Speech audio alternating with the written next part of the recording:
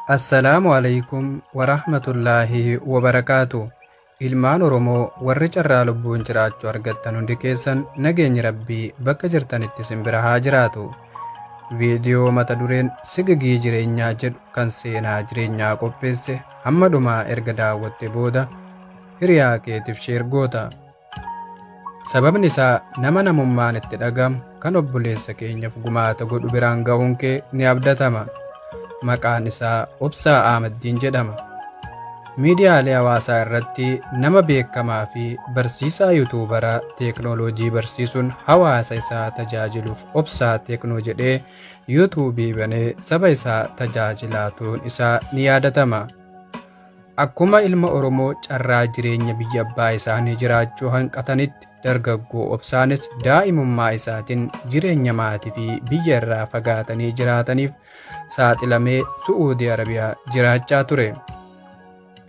Haa ta'u garuu biyya ormaa fi haati ormaa keessummummaa nama bulchiti akkuma jedhamu dargaggoo Obsaan poolisii biyya sanaa mana itti cabsitee itti seentee uffata yeroo san ofirraa qabuu fi qarshii utuu hin qabamin dura biyyatti ergateen ala qabeenyi isaa kan yeroo san isa faana ture hunduu saamamee harka duwwaa biyya abbaa isaatti gale.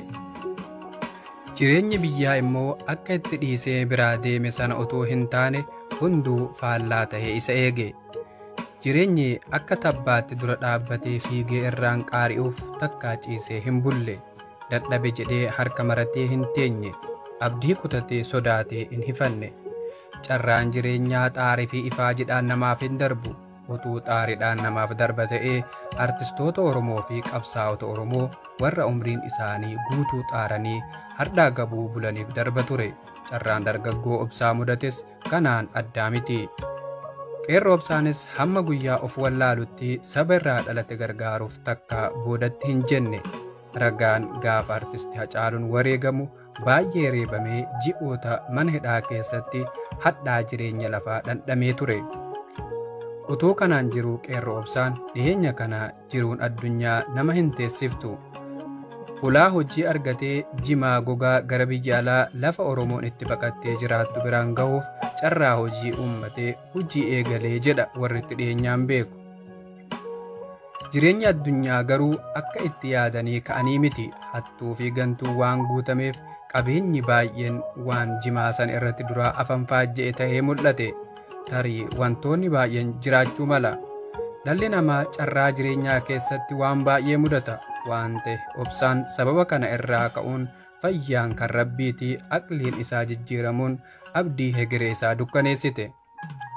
Fayyaa fi dhukkubni argataa fi dhabni harka Rabbii keessa jira.